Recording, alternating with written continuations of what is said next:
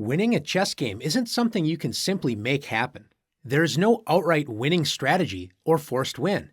If you simply hope that your opponent will do all of the work for you and make a blunder, you won't win as many games and you won't get very good. The only way to win at chess is by playing with sound strategies and gradually making your position better until you have an overwhelming advantage or your opponent can't handle the pressure and cracks. The key to improving your position is making your pieces active. An active piece is one that is full of potential and ready to jump into action. When you start a game of chess, none of your pieces are active. Most of your pieces can't even move. Your job is to get your pieces into the game and put them on active squares where they can attack, defend, and improve your control of the board. Let's take a look at a few positions and compare who has more active pieces. Let's start by looking at some opening moves and see which side does a better job activating their pieces. White begins the game with e4, controlling the center and already opening up lines for the light-squared bishop and queen. Black plays h6. This pawn controls g5 but does nothing to help with development. White plays knight f3. The knight activates toward the center, controlling the d4 and e5 central squares. Black plays knight a6, developing a piece, but unlike White's last knight move to f3, Black's knight on a6 does not control the center and only controls 4 squares, b4, c5, c7, and b8. Let's compare that to the knight on f3. 1, 2, 3, 4, 5, 6, 7, 8. 8 total squares, or twice as many as the knight on a6 controls. That's why it's important to develop toward the center. White follows this advice with bishop to c4, controlling the center and placing pressure on Black's weakest point, the f7 square. Notice White is ready to castle on the very next turn. Black plays h5, moving the h-pawn for a second time, which does not control any central squares and wastes time that could have been used to develop a piece. White castles the king to safety and brings the rook toward the center. Black places a second knight to the edge of the board, reducing its square control again to only 4 squares, just like the knight on a6. White activates the rook with rook e1. The rook enjoys open lines in the center of the board. Notice the rook can help support the e-pawn's advance up the board in the future.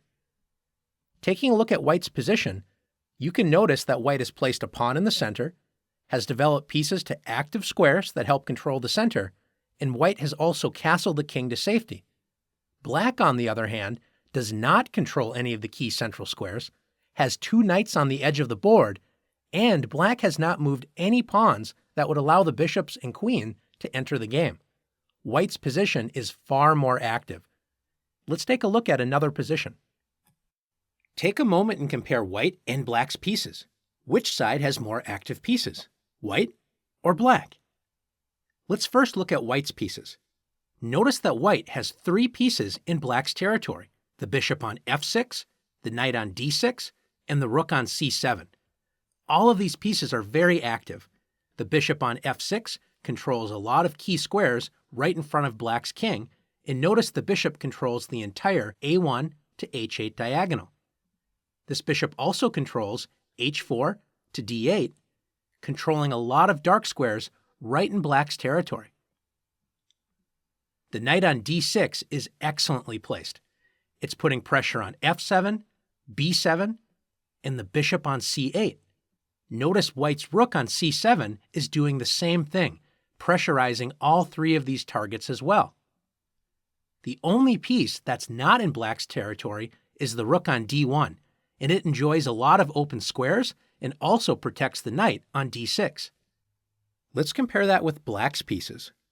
Black has no pieces in White's territory, and notice Black has 3 pieces still on the 8th rank: the rook on a8, the bishop on c8, and the rook on f8.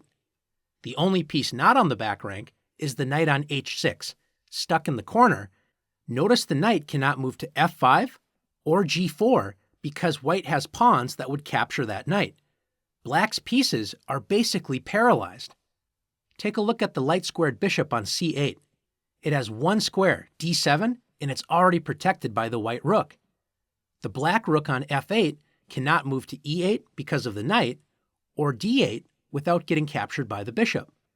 The only piece that can move without getting captured is the rook on a8, and it can only move to b8, where it's not really doing much.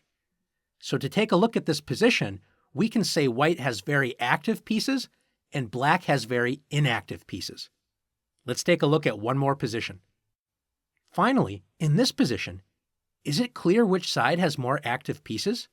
Let's take a look. Notice that both sides have pawns directly in the center, d4 and d5. Both sides have very active bishops. They both control kingside and queenside space. Both sides have queens directly behind those bishops, controlling good diagonals on the king side as well as queen side, and they're well placed in the center of the board. Notice both sides have rooks on the c-file, enjoying a lot of open squares. The only difference between the two sides is the rook on e1 for white has the e-file all to itself. Meanwhile, the rook on f8 isn't really doing that much for black. So black solves this by playing rook f to e8. Both sides have very active pieces. We would call this an even or balanced position. Now that you've learned how to identify active versus inactive pieces, it's your turn to practice activating your pieces.